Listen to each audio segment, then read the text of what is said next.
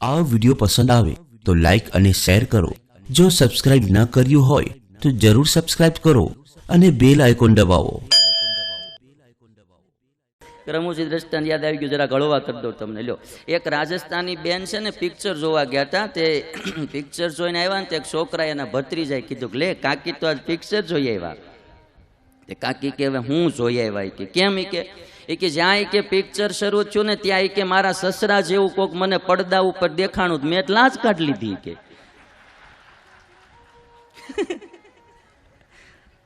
આખું ગયું એમનું એમ। પણ રાજસ્થાની લોકો મર્યાદાનું જતન કરનારા। આપણે બધા ધીરે ધીરે આ સંસ્કૃતિને છોડવા લાગ્યા। મારી પાસે એક સંસ્કૃતિને લગતી કંઈક વાજપેયીના પ્રવચનની ક્લિપ હતી, હું તમને સંભળાવું। હું છે એ મને બહુ યાદ નથી, પણ હવે છે ખરું કંઈક સંસ્કૃતિ લખેલું છે એટલે કાંઈક હશે, તમે સાંભળો। થોડો જૂનો છે પણ ક્લિપ, પણ એકવાર આ સંસ્કૃતિની વાત સાંભળો। ઇન્ડોનેશિયામાં આજે પણ તમને બધાને આશ્ચર્ય થશે કે ઇન્ડોનેશિયાની કરન્સીમાં આપણા હિન્દુના દેવતાઓની તસવીરો છાપવામાં આવે છે। ઇન્ડોનેશિયા આખો મુસ્લિમ દેશ છે, પણ એની કરન્સી ઉપર, એની નોટો ઉપર ગણપતિ અને વિષ્ણુની પ્રતિમાઓ છાપવામાં આવે છે। અને આપણે ભારતની નોટોમાં કૂતરું છાપી શકાય પણ રામ નો છાપી શકાય। તમે વિચાર તો કરો, આ બિન સાંપ્રદાયિક દેશ ક્યાં જવા જઈ રહ્યો છે વિચાર।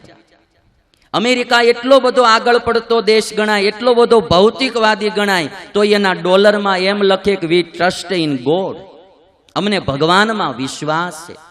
એના એક એક ડોલરમાં લખે, અને આપણા ભારત દેશમાં કરન્સીમાં કાંઈ ન લખાય। બે હરણા મૂકો, છેલ્લી બાકી બે કૂતરા મૂકો, પણ કોઈ ભગવાનની તસવીર તો એમાં આવવી જ ન જોઈએ। અને ઇન્ડોનેશિયાના રાજાઓને, નાના શાસનોને, કોઈક શાસકોને કોઈ કહેલું કે તમે મુસ્લિમ થઈને હિન્દુના દેવતાઓને કેમ નોટોમાં છાપો છો? અને ત્યારે એને એટલું કીધું હતું કે અમે ધર્મ બદલ્યો છે, અમારો બાપ નથી બદલ્યો।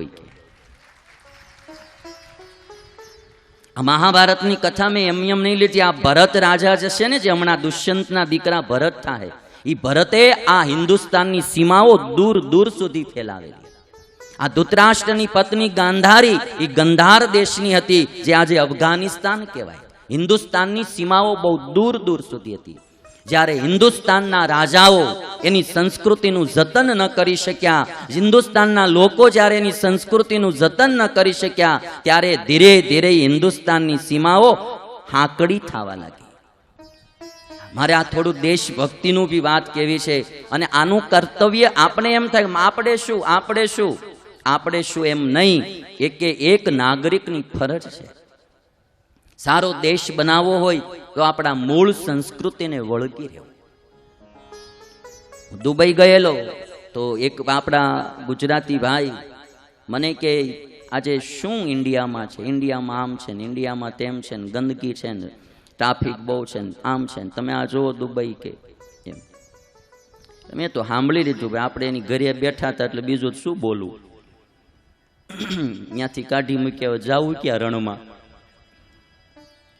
પણ પાછો હું સેકન્ડ કે થર્ડ ટાઈમ ગયો ત્યારે એના ભાઈ મને પૂછતા હતા, મને કે સ્વામી આપણે ગુજરાતમાં ગુરુકુલ કયું સારું? મેં કીધું કાં? મને કે મારા છોકરાને ગુરુકુલમાં ભણવા મૂકવો છે। અરે મેં કીધું એ ગંદકી વાળા દેશમાં શું મૂકાય, એ તો કેટલી ચોખાઈ। મને કે આ 3 ચોપડી ભણ્યો ને અહીંયા ત્યાં, એ કે અટાણે અમારી સામે હોય કે આમ પિસ્તોલ રાખે, શૂટ કરી દઉં।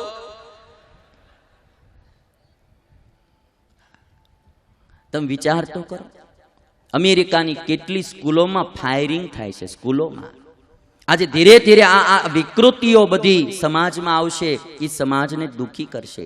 અને એટલા માટે જે કોઈ સંસ્કૃતિના પોષક નેતાઓ હોય એને પણ આદર દેવો, કોઈ સંસ્કૃતિના પોષક ધર્મગુરુ હોય તો એને પણ આદર દેવો, અને કોઈ એવા ટ્રસ્ટ કે સંસ્થાઓ સારા કામ કરતા હોય તો એનું પણ સન્માન કરવું। આપણા પહેલા વિવાહની પદ્ધતિ હતી બ્રાહ્મ વિવાહ, એ સંસ્કાર છે। જરૂર તમે મોજ મજાથી વિવાહ કરો, પણ સંસ્કૃતિમય વેદોક્ત મંત્રોથી વિધિ થવો જોઈએ, પવિત્ર બ્રાહ્મણો દ્વારા લગ્ન વિધિ થવો જોઈએ। અને સુંદર મજાના કીર્તન ભક્તિ રાધા કૃષ્ણ કે રૂકમિણી કૃષ્ણના ગીતો વગાડી ગાય અને વિવાહ વિધિ થવા જોઈએ. અને આ તો હવે તમારે જાગૃતિ લાવી, મેં તો કીધું ખાલી ભાઈ, આ જાગૃતિ તો તમારી સંસારીઓને લાવવાની છે. બીજો વિવાહ પ્રાજાપત્ય વિવાહ. પતિ પત્ની સાથે રહી ધર્માચરણ કરવા માટે જે કન્યાદાન દેવામાં આવે એને પ્રાજાપત્ય વિવાહ કહેવાય. અને આપણા શાસ્ત્રો કહીને ગયા છે કે ધર્મનું પાલન કરવા માટે ગ્રહસ્થાશ્રમ છે, નહીં કે કેવલ મોજ મજાને ભોગ ભોગવા. ઘણા ગ્રહસ્થો એવું સમજી બેઠા અમે તો ગ્રહસ્થ, એટલે ગ્રહસ્થ હોય એટલે કઈ હાવ છૂટા પાણી નથી મૂકી દેવાના, જરાક પાળા બાંધો, હાવ છૂટું પાણી નહીં આપવાનું. મુક્તિ માટેની વ્યવસ્થા છે ગ્રહસ્થાશ્રમ.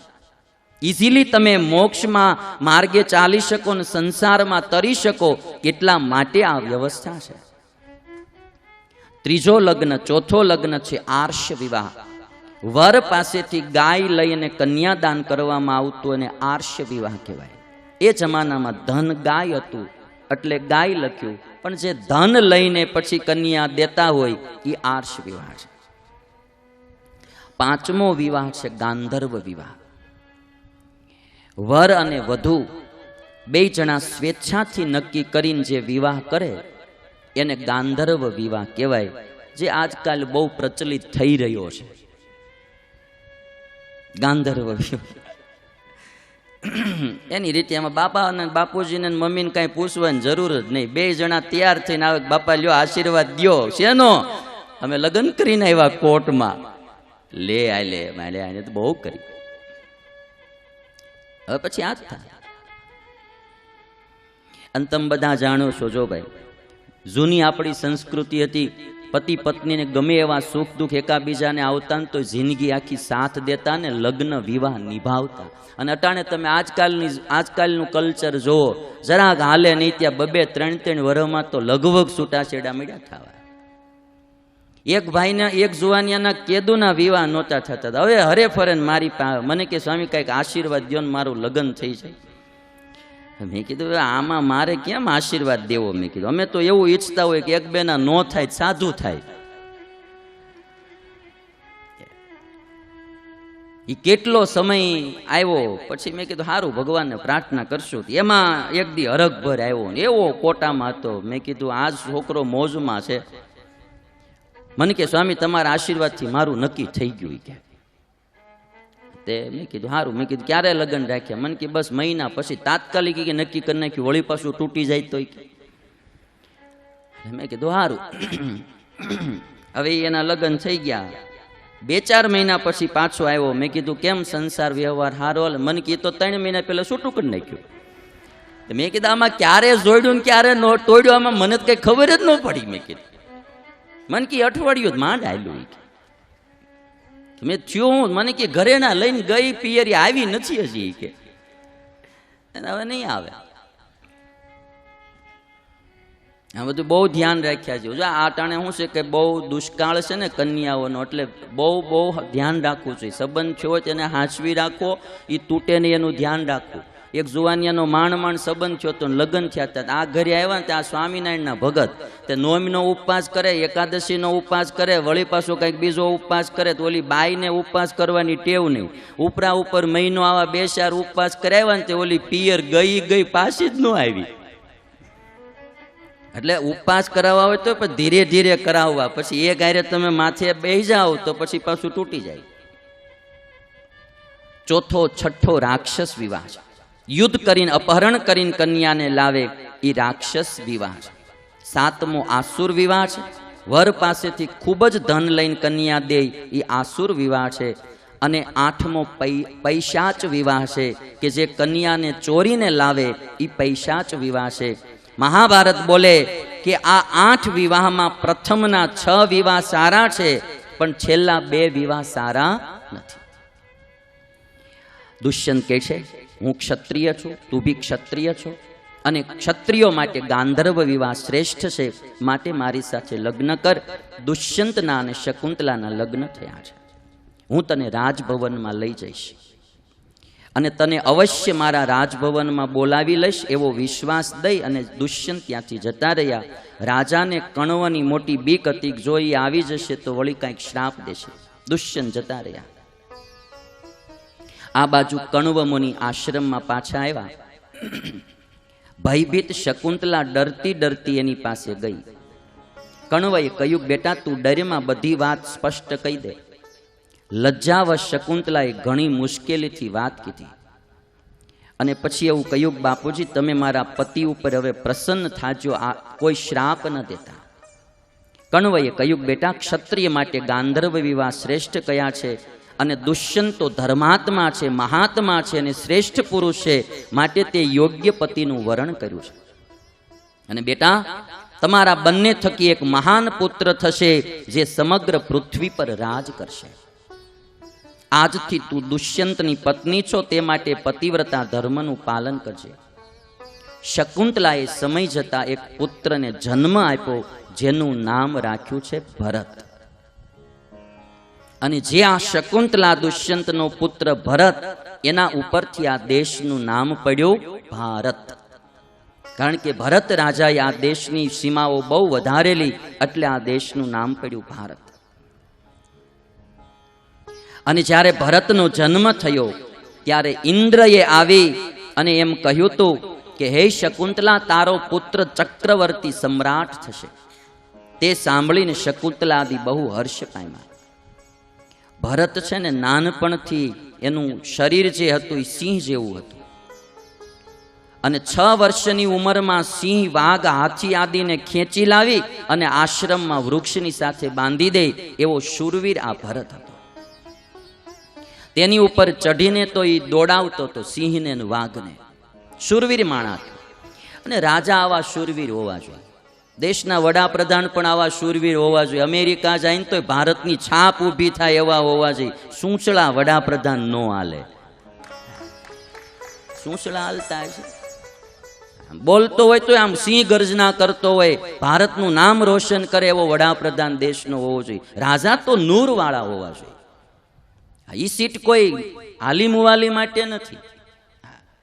એટલે તમે રાજકારણમાં જાતા નથી, કારણ કે અમારો એ ધર્મ નહીં. રાજા હોય શૂરવીર હોવા જોઈએ, અમારો ક્ષમાનો ધર્મ.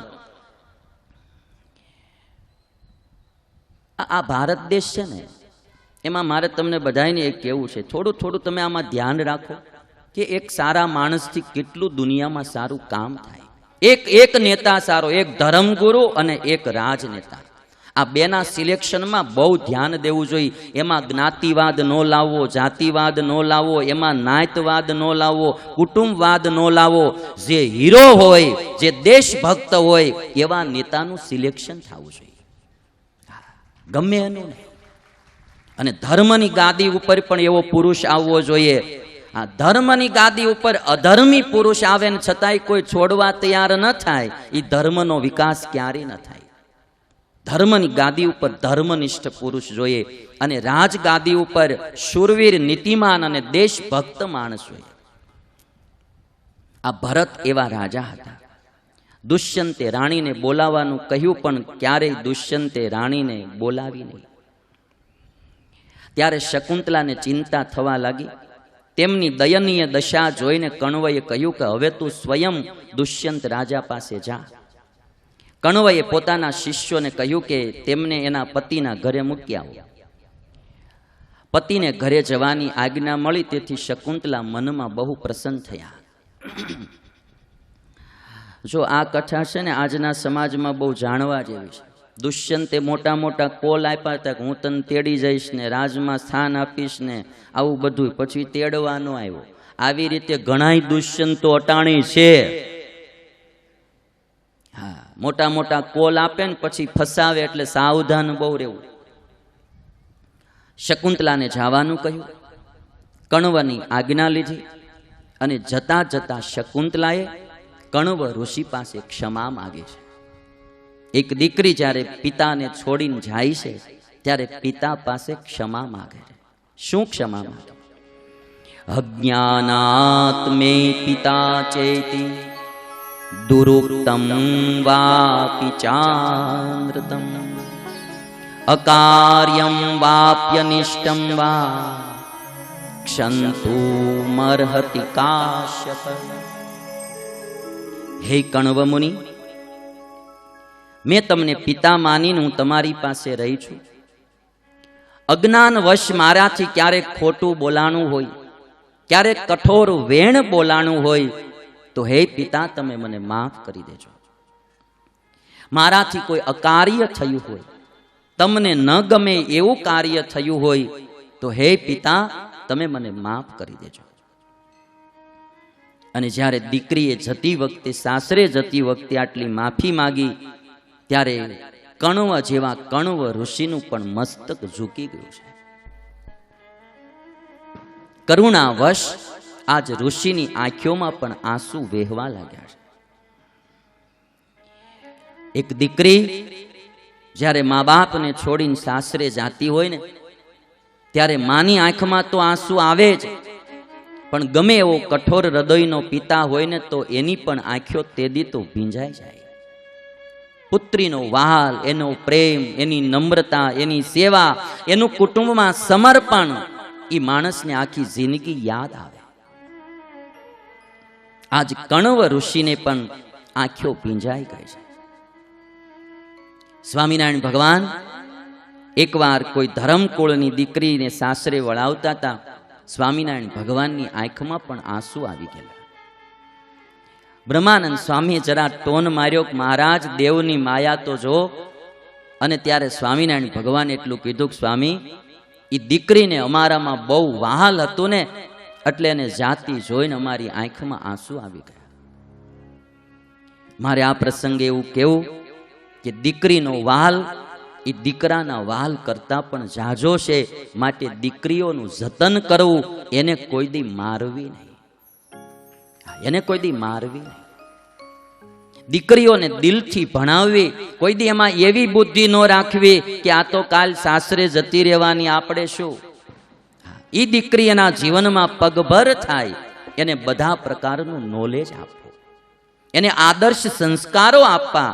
એક આપણી સન્નારી સીતા, અનસુયા, એના જેવી નારી બનાવવી અને એને ભણાવવી, ગણાવવી, બધું એને નોલેજ આપવું કે જિંદગીમાં ક્યારેય એના જીવનમાં દુઃખી ન થાય।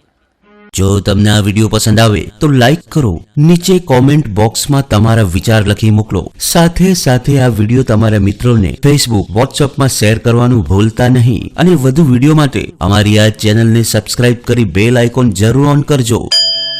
યુટ્યુબના માધ્યમથી કથા સાંભળતા ભક્તોને જય શ્રી સ્વામિનારાયણ।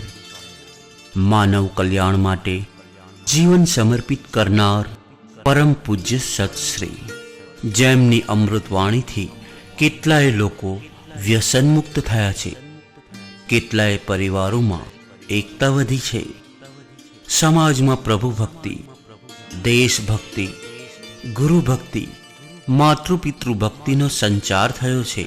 આવી સમાજના કલ્યાણરૂપ કથાના પ્રચાર પ્રસાર માટે તમારા જન્મદિવસ, મેરેજ એનિવર્સરી, પુણ્યતિથિ અથવા કોઈ પણ દિવસે ડોનેશન આપી આ પુણ્ય કાર્યના સહભાગી બનીએ। યથાશક્તિ ડોનેશન આપવા માટે સંપર્ક 9904417000। જય